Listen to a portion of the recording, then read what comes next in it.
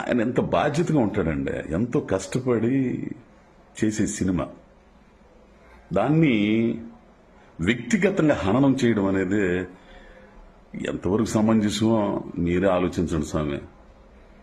Director గారిని కానీ ఆ మాటలు, ఎందుకంటే నిద్ర లేస్తే అందరి దీంట్లో ఈ బొచ్చులోని ఈ ఫేస్బుక్లోనే మొత్తం అన్ని ఉంటున్నాయి. ఆ కామెంట్లు కానీ డైరెక్టర్ గారిని వ్యక్తిగతంగా వ్యక్తిత్వాన్ని హననం చేసే విధంగా అది ఏ డైరెక్టర్ని కూడా చేయకూడదు. ఎందుకంటే నేను ఒక నటుడిగా కదా ఆ సినిమాలో చేశానని చెప్పడం కాదు, మనలో ఒకడిగా, మీలో ఒకడిగా, ఒక ప్రేక్షకుడిగా అట్లా అనడం బాగలేదంటే బాగలేదని ఒక విశ్లేషణ చేయాలి. అంతేగాని ఎట్టకారంగా నీచంగా కొన్ని మాటలైతే భలే బాధేస్తుంది స్వామి. ఆ ప్లేసులో మనం ఉంటే మనకి ఎంత బాధేస్తుందో ఒకసారి ఆలోచించుకోండి స్వామి. దయచేసి అట్లాంటి నెగిటివ్ కామెంట్లు ఒక డైరెక్టర్ని అట్లా మాట్లాడకూడదు స్వామి, ఒక హీరో గారిని అట్లా మాట్లాడకూడదు. దయచేసి ఎవరు కూడా మీరు చూడండి, సినిమాను చూడండి, ఇంటిల్లపాది వెళ్ళండి. సంక్రాంతికి ఎన్నో సినిమాలు రిలీజ్ అయిన హనుమాన్ ఒకటి, మా వెంకటేష్ బాబు గారిది విక్టరీ, ఇక మా నాగార్జున గారిది అయితే సామిరంగా, అన్ని సరదాగా పోయే సినిమాలు చక్కగా అంతా ఆహ్లాదకరంగా ఉంటుంది స్వామి.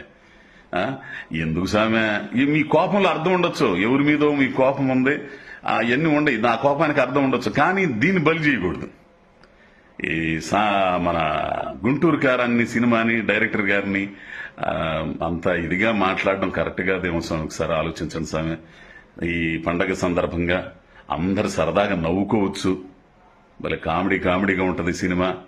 ఏంది అందరికీ నచ్చాలని లేదు, కొందరు అభిప్రాయాలు ఉంటాయి. ఆ అభిప్రాయాలు కూడా ఒక విమర్శనాత్మకంగా ఉండాలి, ఆలోచింపజేసే విధంగా ఉండాలి. అంతేగాని వ్యక్తిత్వ హననం కింద ఓ డైరెక్టర్ని ఒక సినిమాని అంత ఇదిగా అంటాం కరెక్ట్ కాదేమో, ఒకసారి ఆలోచించండి స్వామి. నేను కోరుకునేది ఏంటంటే సినిమాని వెళ్ళండి, థియేటర్లకి వెళ్ళి అందరు కుటుంబ సభ్యులతో చూసి సరదాగా నవ్వుకోండి. ఆ నవ్వు రాలేదు, ఎంజాయ్ చేయలేదంటే అప్పుడు మీరు కామెంట్లు పెట్టిన పద్ధతి స్వామి. అది కూడా ఆరోగ్యపరంగా ఉండాలి, ఆరోగ్యకరంగా ఉండాలి కామెంట్లు కూడా. అంతేగాని ఇట్లా చేయద్దు స్వామి. దయచేసి మిమ్మల్ని వేడుకుంటున్నాను, ఏ సినిమా అయినా కానీ, ఈ ఒక్క సినిమాని కాదు, ఏ సినిమా అయినా స్వామి మీ ఆనందం కోసం, మీ ఆహ్లాదం కోసం తీసేదే. ఎంతో కష్టపడి 24 క్రాఫ్ట్లు కష్టపడి చేసే సినిమా. ఆ షూటింగ్ అప్పుడు చూస్తే మీకు తెలియందేం లేదు, షూటింగ్ అప్పుడు ఎన్ని ఇబ్బందులు ఉంటాయో, ఎన్ని కష్టాలు ఉంటాయో, ఎంత ఇది ఉంటుందో.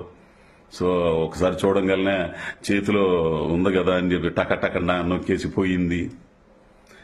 బాధ ఏంటంటే చూడనోళ్ళు కూడా, థియేటర్కి వెళ్ళి చూడనోళ్ళు కూడా బాగలేదంట అంట మొత్తం టామ్ అయిపోతుంది.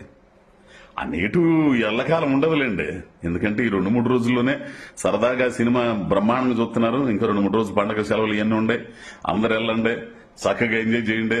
ఏందే సంక్రాంతిని బ్రహ్మాండంగా జరుపుకోండి. గుంటూరు కారంతో మీరు తీపి వంటకం లాగా ఉంటది, పోయి చూడండి స్వామి. నెగిటివ్ పబ్లిసిటీ మాత్రం కొంచెం మానుకోండి స్వామి.